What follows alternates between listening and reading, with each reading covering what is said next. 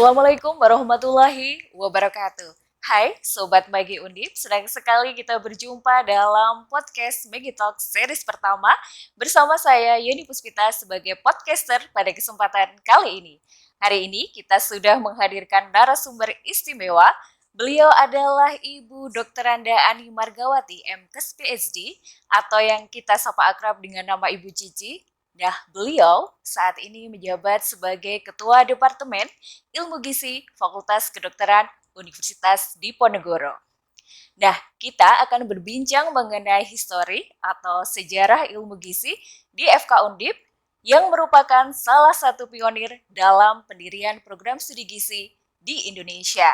Nah, nanti kita juga akan mengobrol lebih banyak tentang program Magister Ilmu Gizi.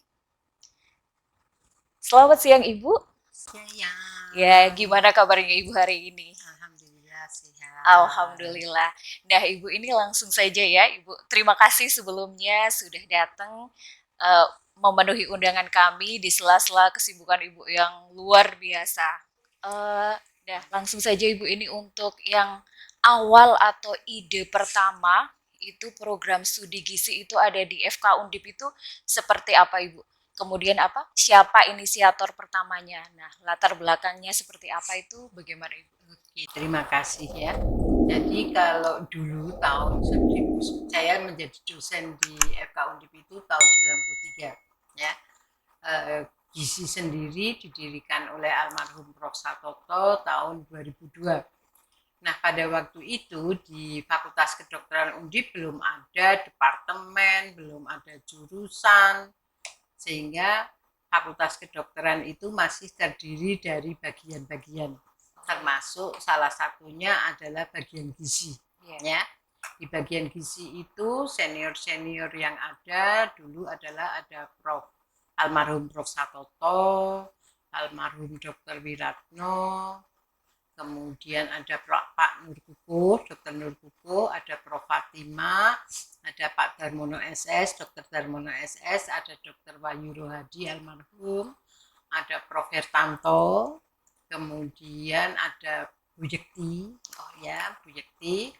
Nah, para senior itulah yang kemudian yang mengembangkan ilmu gizi, ya. Pada saat itu saya sendiri masih masuk di bagian ilmu kesehatan masyarakat, tetapi saya sering terlibat di dalam program-program gizi maupun penelitian-penelitian gizi. Nah, gizi karena ada Prof. Satoto almarhum sangat aktif. Beliau itu menjadi konsultan di mana-mana, sehingga selalu gizi itu mempunyai proyek, mempunyai kegiatan yang sangat bagus di antara fakultas kedokteran yang lain. Nah, kemudian pada tahun 2000 saya berangkat ke Inggris untuk mengambil S3. Mulai ada persiapan untuk pendirian prodi S1, S1 dan magister. Kemudian resmi didirikan pada tahun 2002. Ya, jadi kemudian ada angkatan pertama itu misalnya kemudian ada yang lintas jalur seperti Pak Nuryanto, Bu Wiwit yang dari Jepara, Bu Rista yang sekarang ada di Purwakarta, segala macam itu yang kemudian masuk di situ. Animonya sangat tinggi. Padahal waktu itu kami menempati di namanya gedung GSG, gedung serbaguna Fakultas Kedokteran, ya sekarang sudah dirobohkan. Di sebelahnya perpustakaan. Waktu itu kami bekerja di lantai 3 di situ, dan kemudian ada kantor di bawahnya. Semua itu ada Prof. Solhan, ada Prof. Fat, Prof. Satoto, Prof. Ver, Pak Wahyu Rohadi, Bu Yekti dan sebagainya. Banyak ya. Nah, kemudian juga berkembang ke magister. Magister baru. Ya, yuk. Kemudian berbarengan, akan tetapi kemudian magister itu bekerja sama dengan FKM. Jadi pada saat berdiri itu ketua prodinya juga Prof. Satoto, sekretaris prodinya untuk magister itu Bu Laksmi yang dari FKM, gizinya FKM. Kemudian program magister itu berkantor di Jalan Hayam Wuruk, di kampus yang sekarang untuk S2, S3-nya teknik sipil dan teknik arsitektur. di lantai 3. Nah, saya waktu menjadi Kaprodi S2 tahun 2012 sampai 2015 masih ngantor di situ juga. Masih di situ. Nggih. Nah, di situ kemudian berkembang, kemudian Prof. Hertanto menjadi WR1, ada perubahan bahwa Fakultas Kedokteran itu ada jurusan. Ada jurusan. Itu sudah tahun 2015. Pada saat itu sempat pergantian Kaprodi untuk magister itu beberapa kali. Ya.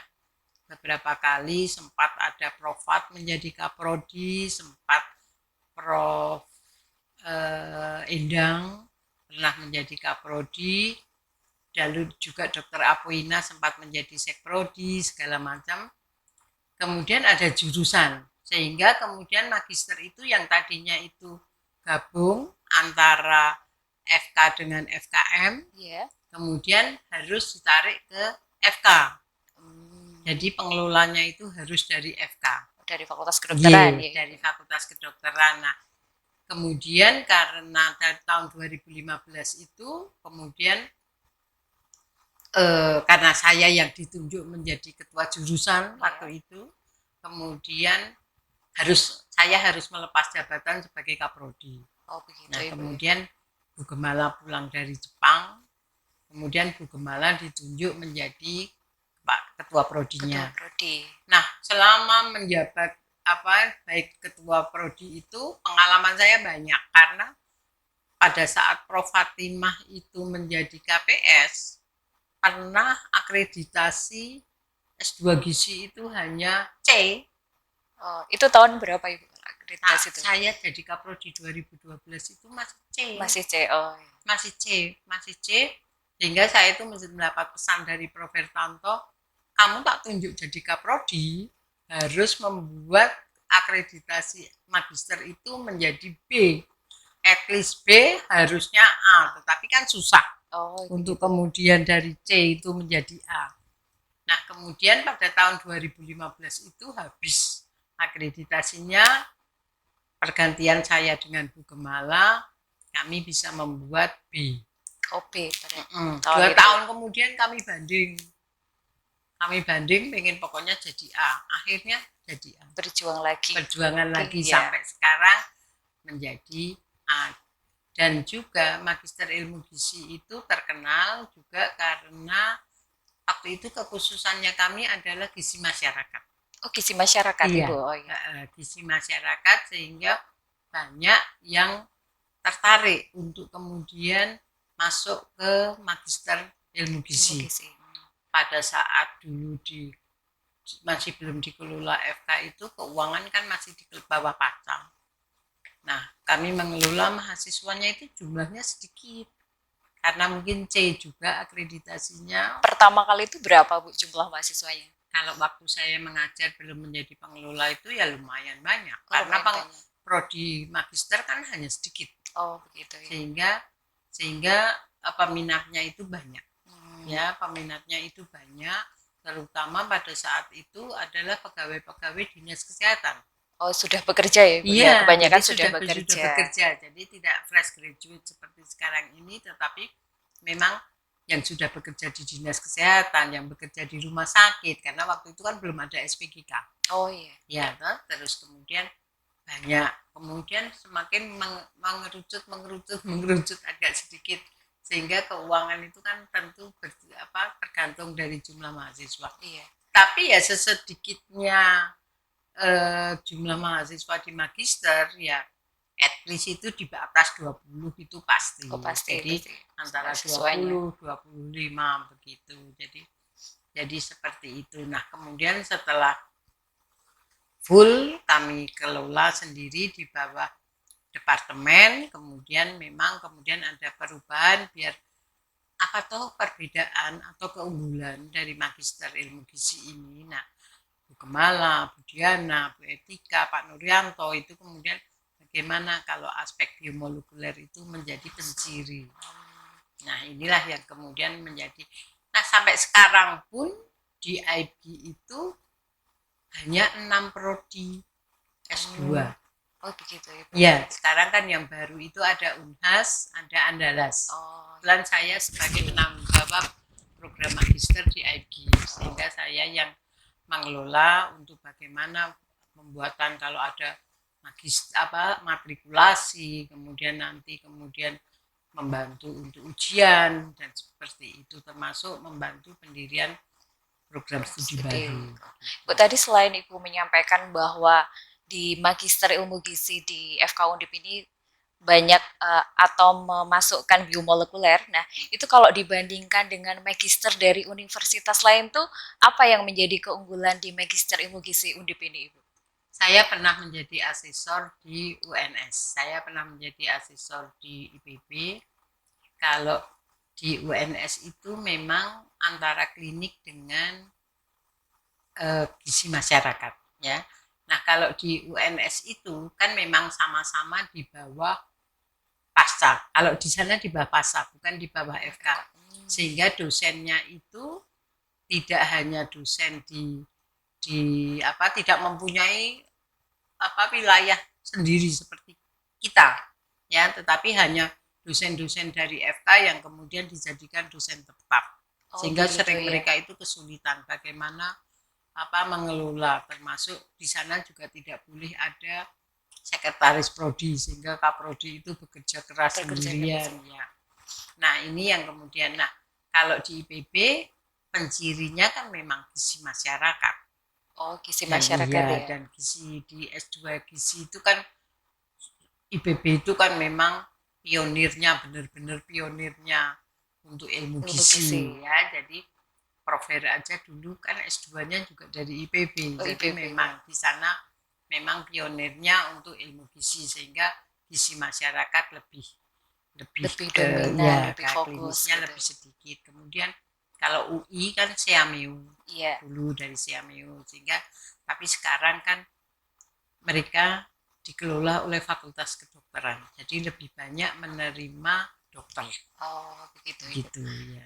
Nah tadi Bu kan kalau pada dulu histori atau sejarahnya itu kan fokusnya kepada gizi masyarakat. Nah setelah perkembangan zaman ini, apakah di FK Undip Ilmu Gizi ini, Magister Ilmu Gizi ini masih masyarakat atau sudah ada peminatan yang lain, Ibu?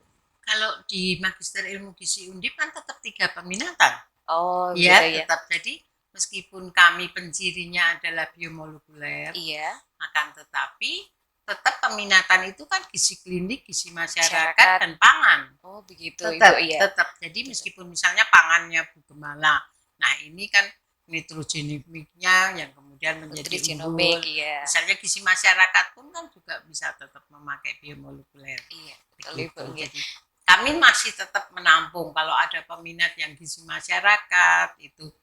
Hanya di Undip itu kemudian prerequisite ataupun prasyarat untuk menjadi mahasiswa lebih ketat.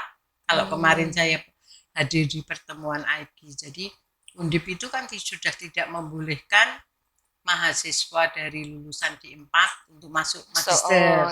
Ya, terus kami lebih membatasi ilmu. Dalam arti dulu pernah ada mahasiswa dari ilmu boga yang masuk ke magister, tapi kan kemudian mengalami kesulitan pada saat penyusunan tesis, sehingga pengalaman-pengalaman seperti ini membuat kami itu untuk membatasi siapa yang bisa masuk menjadi magister. Berarti tidak bisa semua dari jurusan S1 Gizi itu bisa masuk ke magister ilmu gizi ya Ibu? Kalau S1 gizi bisa. Maksudnya S1 yang lain? Iya. Jadi rumpun kesehatan itu masih oke. Ya. Kalau kemarin dari Andalas itu malah pengennya ada S1 biomedik lah, S1 pertanian. Kalau kami kan sudah tidak. Kalau mungkin FKM itulah oke. Masih bisa ya Ibu, masih bisa untuk melanjutkan. Tapi kalau yang ilmunya itu sudah nyelewengnya itu banyak banget, tentunya kan akan kesulitan. Begitu. Sehingga biar pembimbing tesisnya itu juga tidak kesulitan membimbing. Kedua juga mahasiswanya di dalam menempuh studi ada kemampuan, memang ada kemampuan. Ada background gitu ya Bu, masih bisa mengikuti. Iya, seperti itu. Bu, kalau untuk staf dosen, staf pengajarnya sendiri itu kompetensinya seperti apa Ibu? Apakah lulusan luar negeri atau seperti apa itu untuk Kalau dosen yang mengajar? kalau dosen magister kan satu harus doktor, Oh, biar gitu. nggak jeruk makan jeruk, Iya. ya. Jadi tidak boleh dosen lulusan magister mengajar di S2 membimbing, kami tidak memperbolehkan. Jadi memang itu syarat. Berarti harus doktor gitu ya, Harus S3. doktor S3, tidak harus dari luar negeri, tetapi dalam negeri pun iya, asal kemampuannya memang memiliki. Gitu. Nah Bu, di Magister Ilmu Gizi kan ada program by research sama by course. Nah itu seperti apa Bu gambarannya? Kita sebagai misalnya mahasiswa yang mau mendaftar di Magister Ilmu Gizi, nah itu kita bagaimana kriteria kita ketika kita mengambil peminatan by research atau by course kayak gitu? Oke, sebenarnya meskipun pengalaman tahun ini menerima mahasiswa by research itu kan ternyata ada salah persepsi. Ya, dalam arti mahasiswa itu ternyata milih by research itu membayangkan mereka nggak usah kuliah, enak. Jadi mereka tinggal ngurusi tesis aja tetap bisa kerja. Padahal maksudnya adalah kalau orang mau mengikuti by research itu tuh berarti harus well prepared, proposalnya itu sudah hampir matang. Dalam arti masuk itu di semester 1 itu harusnya dia itu finalisasi proposal dengan pembimbing, ya. Kemudian dia bisa sit and listen kuliah-kuliah yang terkait dengan tesisnya. Nah, kemudian akhir semester 1 itu harusnya dia sudah seminar proposal. Akhir semester 1. Kemudian di semester 2 dia bisa penelitian, harusnya kemudian di semester 3 dia itu bisa ujian. Tapi kan syaratnya dia harus membuat 2 artikel. Oh, artikel untuk publikasi. Untuk publikasi kan harus 2. Nah, ini yang masih sering terjadi kan, mahasiswa itu kan ya maunya kan ya dibimbing seperti by course, tetapi cepat dan tidak mengikuti kuliah. Nah, nanti rugi. Makanya kemarin saya naikkan untuk SPI dan biaya SPP kan tetap saya naikkan yang by research itu lebih tinggi. Karena dia nggak kuliah tapi tetap cepat dapat gelar gitu. Jadi dinaikkan, kalau yang by course naiknya nggak begitu banyak, misalnya seperti itu. Jadi kalau by course ya berarti harus tetap kuliah. Ya. Jadi harapannya calon mahasiswa yang mendaftar itu bisa refleksi diri untuk melihat kemampuan. Ya, bahwa saya itu sudah punya basic knowledge gizi yang baik, sehingga kalau saya tidak mengikuti course, tidak mengikuti kuliah, saya sudah punya pengalaman. Nah, ini tentunya kan seperti itu. Jadi dia itu sudah lebih matang lah begitu. Karena perkembangan ilmu gizi juga sangat cepat ya Ibu. Jadi kalau tertinggal, wah luar biasa seperti apa gitu. Nah, berarti ada perbedaan antara by research sama by course tadi ya Ibu. Nah, kalau berarti untuk lulusan sendiri, berarti untuk magister ini harus selain tesis itu ada apa lagi Bu tadi? Publikasi. Oh, baik bagi by research maupun course juga harus ada publikasi. Ada perbedaannya enggak Bu untuk publikasi? Seperti yang saya sampaikan bahwa yang by research harus 2 artikel. Oh, 2. Itu terindeks harusnya kan kalau kami itu kan minimal Q4. Minimal Q4. Oh, ya toh? Kalau magister. Iya. Ya toh? Saya sering menguji di fakultas lain kan, enggak apa-apa lah Bu, Sinta 2, Sinta 3. Tapi kan ya biar effortnya mahasiswa itu tinggi untuk menulis ya. Nah, yang sering terjadi adalah mahasiswa itu fokus ke tesis, lupa dengan artikel. Padahal syarat untuk ujian itu kan sudah mendapatkan LOE. Iya. Ya, sudah mendapatkan LOE, bisa diwisuda kalau artikel sudah publish. Nah, ini yang sering kemudian sudah mau daftar ujian belum punya LOE. Nah, ini saya selalu pesan kepada Kaprodi untuk sosialisasi terhadap artikel ini harus diperhatikan, karena nulis artikel ini kan juga hasil bimbingan dari pembimbing. Jadi dia itu harusnya sudah memutuskan saya punya tesis seperti ini, variabel apa yang kemudian bisa saya pakai untuk artikel saya. Oh begitu Ibu. Nah, ini yang kemudian yang mulai harus, jadi tesisnya selesai, kemudian submit artikel, ada LOE, karena ada juga beberapa jurnal yang nakal itu tanpa review memberikan LOE. Langsung Nah, memberikan kami LOE. kemudian sekarang membuat aturan, jadi ada LOE tapi dia juga harus menyertakan proses reviewnya bagaimana. Oh, kemarin juga sempat kan kita membuka Q&A di teman-teman di media sosial tuh, ada juga yang menanyakan bagaimana caranya agar nanti magister ini bisa lulus tepat waktu. Sedangkan beban tugasnya ada tesis, kemudian penelitian, kemudian ada publikasi ilmiah. Itu seperti apa? Saya lagi nganu loh, banyak menegur Kaprodi sama Sekrodi, karena sekarang ini karena pandemi juga ya, tidak bisa disalahkan karena ada faktor pandemi. Mahasiswa lulusnya lama karena ngilang selama pandemi 2 tahun itu. Jadi udah nggak mau ke Semarang, kemudian lost kontak dengan pembimbing sehingga waktunya itu hilang. Ya, sekarang itu kan saya harus selalu menyampaikan kepada pengelola bahwa mahasiswa itu harus diingatkan lagi bahwa akhir semester 2 itu seharusnya itu sudah siap-siap seminar proposal. Semester 3 mulai penelitian dan penulisan, sehingga semester 4 sebelum akhir masa kuliahnya selesai itu sudah bisa ujian.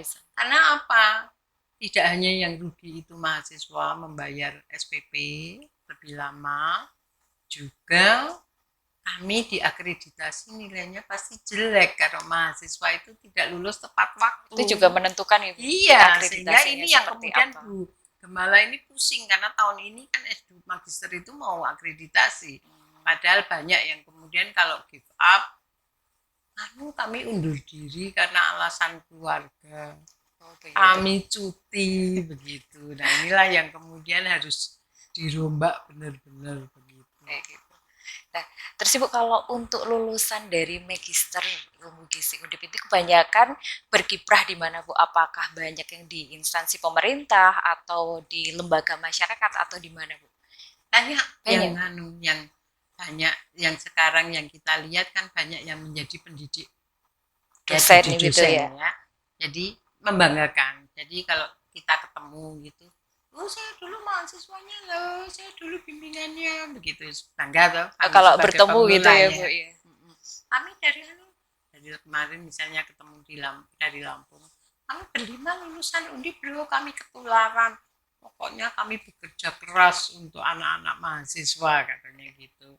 Nah juga prestasi lulusan magister itu juga banyak ya, yang kemudian bisa ngambil short course di Jepang, mendapat penghargaan dari Kemenkes seperti itu, sehingga kami bangga lah bahwa lulusan Undip itu tidak memalukan di sektor kerja. Jadi banyak yang kemudian cepat untuk mendapatkan pekerjaan. Oh seperti itu Ibu ya. Bu ini kalau berarti ada ketika banyak juga ada teman yang bertanya itu bahwa ada tidak sih Bu beasiswa ketika kita sudah masuk ke pendidikan magister itu?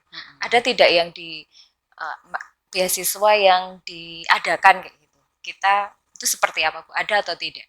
Sebenarnya mahasiswa itu kan sekarang ada LPDP. Iya. Ada LPDP itu kan uangnya kan lumayan dibandingkan dengan zaman saya dulu. Sehingga kemudian kalau yang dari Kemendikbud kan malah sedikit. Oh begitu Ibu. Iya. Nah sekarang kan kalau kemudian memang bisa, kenapa tidak apply LPDP sebelum mendaftar begitu loh. Jadi kan itu kan juga bisa. Oh begitu. Selain itu ketika kita sudah masuk apakah ada Bu? Kalau kayaknya kalau sudah masuk susah ya. Oh begitu. Ya, karena biasanya kan mereka mencari sendiri dari Kemenkes ataupun dari swasta. Nah, kemudian yang kami bisa bantu adalah untuk tesis dalam arti penelitian. Dosen itu bisa harusnya membantu penelitian mahasiswa dengan mengikutkan mahasiswa tersebut di dalam penelitian hibah. Jadi Penelitian itu Anda ada. misalnya nanti kemudian penelitiannya cocok dengan ilmunya Bu Etika. Nah, kemudian ada penelitian, ada skema penelitian yang kemudian bisa diajukan untuk kemudian pinjam namanya Bu Etika untuk kemudian dicarikan dana Oh, seperti itu. bisa Jadi dana di hibah. LPPM itu memang ada skema yang penelitian hibah untuk tesis dan disertasi S3. Oh, begitu. Baik Bu, nah ini terkait permasalahan gizi nih Bu, yang ada, yang sedang marak nih di saat ini dan pemerintah sedang gencar untuk menurunkan persentase. Nah, tentang stunting nih Bu. Nah, kira-kira Magister Gizi ini ada nggak Bu program yang baik itu berkolaborasi dengan instansi pemerintah atau dengan lembaga masyarakat? Nah, itu ada tidak Bu? Program penelitian saya kan kebanyakan stunting. Oh Ibu, Iya, sudah saya banyak menghasilkan buku untuk stunting. tentang Ya, stunting untuk ini. edukasi ibu-ibu yang anaknya menderita stunting. Dan kami bekerja sama dengan Dinas Kesehatan Kota. Saya, Bu Etika, Dr. Meksi, itu membina rumah gizi yang ada di Banyumanik. Di situ memang menjadi rujukan untuk kasus-kasus gizi buruk ataupun stunting balita. Nah, kami misalnya Dr. Meksi membawa residen untuk pemeriksaan fisik. Terus kami misalnya dari gizi memberikan edukasi ataupun kemudian membantu memberikan PMT kepada mereka. Memang sudah setiap tahun kami melakukan seperti itu. Berarti banyak sekali ya Bu ya kegiatan ya. Kalau stunting itu kan banyak. Iya, Ya, Pak Nuryanto juga sedang membuat di Gerobokan. tentang Ya. stunting. Jadi memang kalau ini memang apa beban kita punya beban moral untuk ikut berpartisipasi di situ dengan cara kami gitu. Baik Ibu. Oh ya, tadi Alhamdulillah sudah banyak ya Bu Magister Ilmu Gizi FK Undip ini terjun langsung ke masyarakat, membantu pemerintah, berkolaborasi dengan instansi pemerintah untuk menurunkan angka stunting.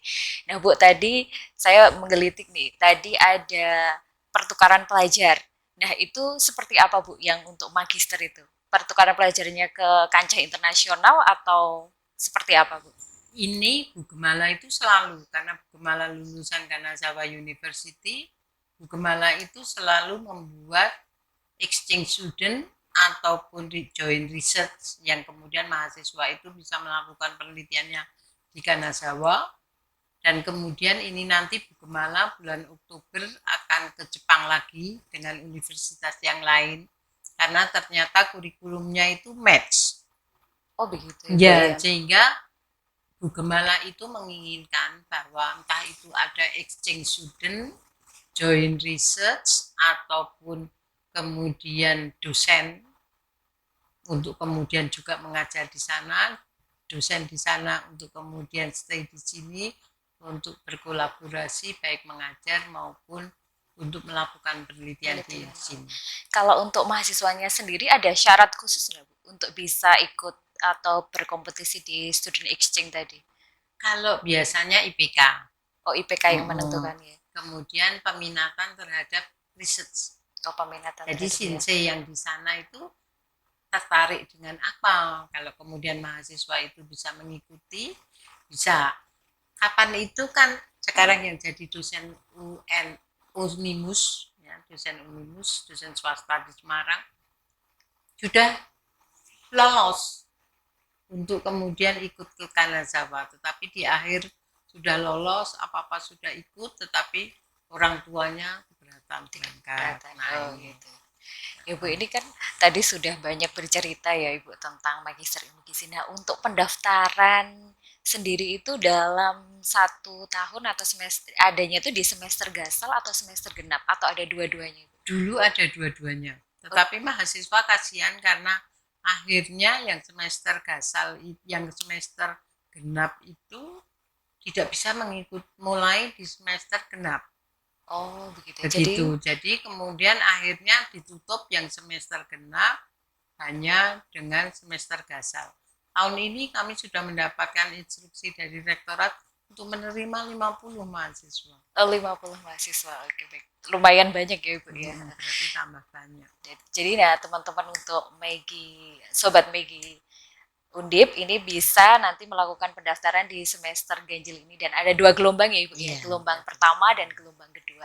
Nah Ibu nih, teman-teman ini juga tanya nih, kenapa sih kita kalau mau mendaftar itu harus ke Magister Ilmu Gizi Undip gitu? Apa keunggulannya dibandingkan dengan Magister Ilmu Gizi di universitas lain mungkin seperti itu? Fasilitas. Ya, saya sudah berkeliling dibandingkan dengan yang lain, fasilitas, laboratorium, pendukung, meskipun yang sudah ada di departemen, di fakultas, ataupun di lab terpadu sangat lengkap. Ya, sangat lengkap. Inilah yang kemudian mendukung. Ya, meskipun dosen-dosen di Departemen Ilmu Gizi itu relatif muda, tetapi kemampuan dan kompetensinya cukup luar biasa. Sehingga dan saya pikir malah kalau dosennya itu masih muda, semangatnya lebih tinggi dan umurnya tidak terlalu jauh dengan mahasiswa, saya pikir komunikasinya akan menjadi lebih baik. Masih menjadi PR saya juga untuk meningkatkan fasilitas ya. Fasilitas sekarang sudah ada laboratorium gym misalnya, jadi yang mau mengambil peminatan gizi olahraga juga bisa melakukan penelitian di sini.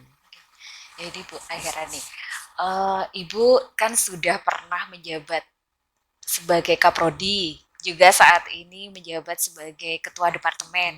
Nah itu pesan kesannya Ibu itu seperti apa ketika berkecimpung di dunia ilmu gizi ini? Saya karena lahir saya itu dari S1 selalu terkait dengan gizi, nggak tahu kenapa ya, tadi tentang posyandu, kemudian tentang GAKI, kemudian S3 saya tentang breastfeeding, sehingga karena influence dari almarhum Prof. Satoto bahwa gizi itu sudah melekat di saya, meskipun basic knowledge saya yang pertama bukan S1 gizi, tetapi saya itu ilmunya gizi, saya memikirkannya seperti itu, sehingga sudah memang peminatan saya itu di gizi, sehingga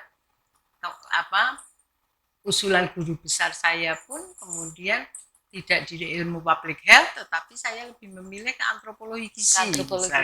Gitu. Jadi memang sudah mendarah daging lah. Ya Ibu, ini terkait mengenai harapan ke depan untuk lulusan sarjana gizi S1 maupun untuk lulusan magister ilmu gizi itu seperti apa? Saya selaku ketua departemen sangat bangga dengan achievement yang didapat dari S1 maupun S2. Ya, tahun ini S1 gizi itu UKOM-nya paling tinggi se-Indonesia. Jadi lulus 100%. Nilai tertinggi se-Indonesia. Jumlah nilai tertinggi dari sekian ratus mahasiswa juga didapat dari Undip. Jadi cukup membanggakan. Luar biasa Magisternya juga dalam kebanggaan untuk magister, bahwa mahasiswa saya itu minimal bisa menulis artikel untuk Sinta 2 dibandingkan dengan fakultas lain yang hanya muncul di Sinta 3 atau Sinta 4. Sehingga kalau kemudian bisa jurnal bereputasi tentunya kan lebih hebat lagi. Dan sebenarnya dalam beberapa tahun ini kalau saya membandingkan menjadi pembimbing di berbagai program studi magister, tulisan mahasiswa S1, S2 gizi itu lebih terarah, menulis pun sebelum dibimbing itu relatif lebih dibaca itu lebih smooth begitu. Jadi kita mengkoreksinya itu tidak terlalu heboh, tidak terlalu banyak yang kemudian yang harus dilakukan itu. Ibu, kalau untuk publikasi ilmiah sendiri sebenarnya kendalanya apa sih Bu? Kok kadang ada yang lama, kemudian ada yang tidak di approve kayak gitu, seperti apa itu? Kita itu kalau submit artikel itu kan tergantung jurnalnya. Ada jurnal yang sangat responsif untuk kemudian beberapa bulan sudah terbit, ya.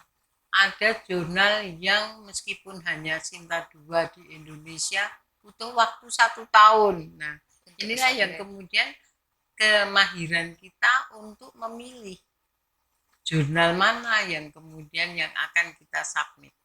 Ya, misalnya, oh kita sekarang cari di sini, oh ini lama, oh ini bayarnya sekian juta. Nah ini kan tentunya kita lebih, tetapi kan harus kita punya juga wawasan bahwa yang kita akan tuju untuk submit ini bukan jurnal predator juga. Jadi itu. Berarti kayak pilihan pertama untuk memilih jurnal yang tepat untuk memasukkan publikasi kita ya Ibu ya. Oke.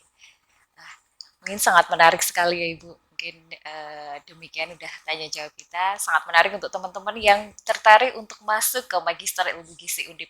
Sangat banyak keunggulannya, mulai dari fasilitas, kemudian dosen-dosen yang berkompetensi, dan ada student exchange, dan banyak sekali. Nah ini sangat menarik dan bermanfaat apa yang tadi telah kita dengarkan ya Bu. Mungkin ada quote yang bagus nih Bu buat teman-teman Megi Undip nih.